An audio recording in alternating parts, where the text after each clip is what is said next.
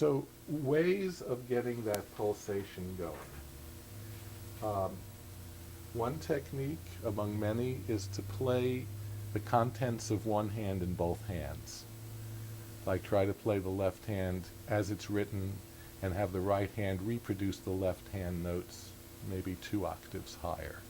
The energy from one hand flows more easily into the other hand that way.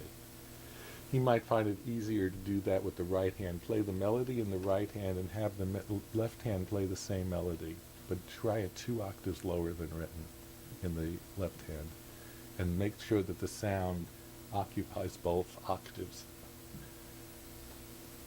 Do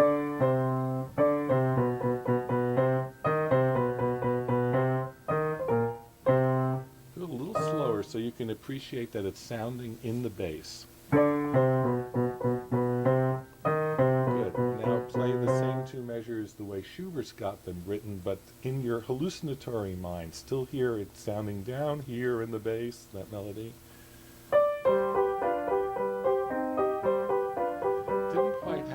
Didn't quite happen because the right hand sounds like it's on top now. And you might say, well, duh, it is on top. Try playing the right, in your left hand, play the right hand again, but 3 octaves lower.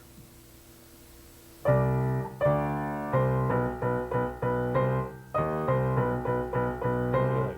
Now play that in the left hand only, and I'm going to play your left hand.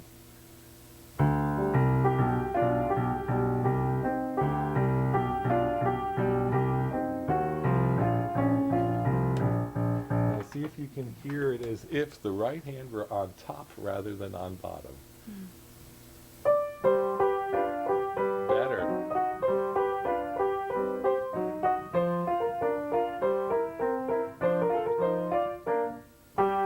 But it's more like, you ever played organ? Yeah. They have things called couplers.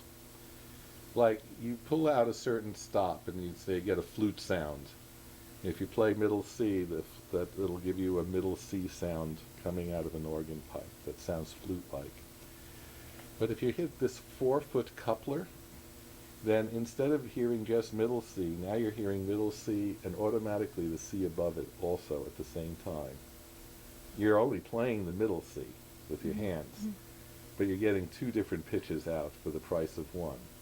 And if you add the 2-foot stop, you're going to get it in 3 octaves at once, even though, again, you're only playing middle C. And if you pull out the 16-foot coupler, which is twice 8 feet, then it's also going to sound an octave lower than middle C. So if you were to play this at the organ and pull out couplers at 2 feet, 4 feet, and 16 feet, you'd totally blur which voice was on top and which was on bottom. Because in each octave you'd hear the left hand and the right hand notes sounding. They'd be sounding in the highest octave, they'd be sounding in the middle octaves, they'd both be sounding in the low octaves. Somewhat analogous to what a symphony will be like, because very often different instruments double in octaves what other instruments are doing.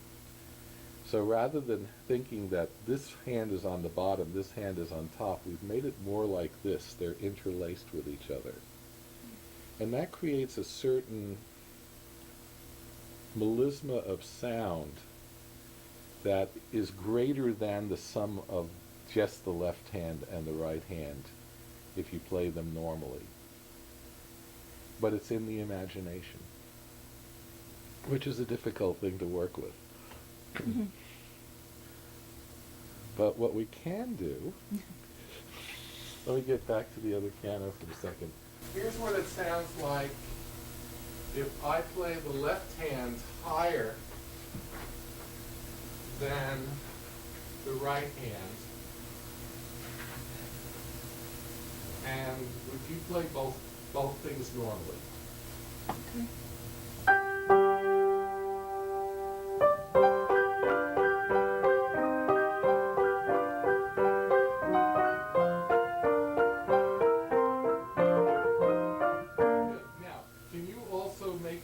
Feel to you like the main melody is over here and it's higher in pitch than your right hand?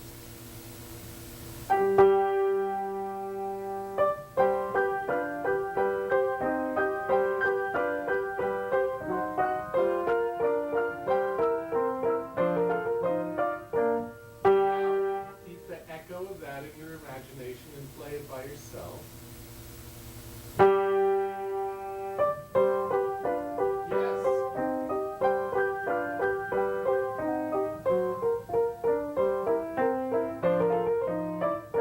Good. Now, I'm going to put the right hand melody lower than the left hand.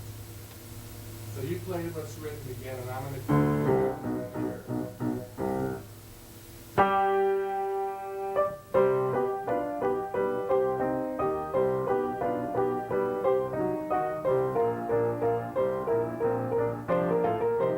In fact, let's leave your right hand out entirely and just play the left hand.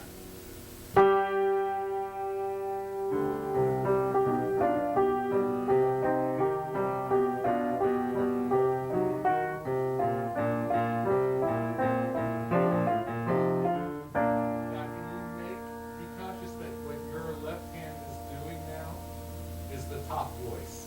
It's resting on what I'm doing. Let's try that one more time. Just play. So you want me to play just the left hand again? Just the left hand again, but think of it as like, it's almost like you're playing your right hand because it's on top now. Okay. It's sitting on something else.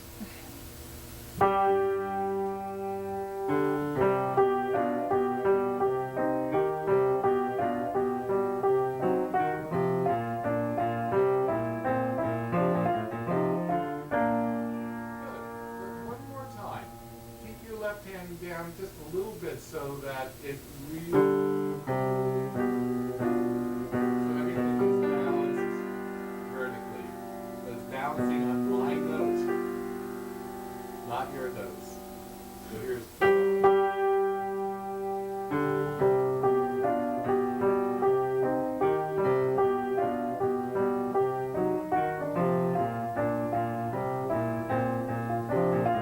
Now you try it by yourself. Let's see what we keep of all this.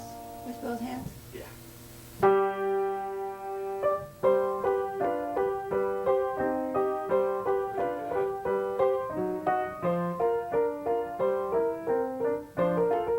Good. Now, a couple of small details.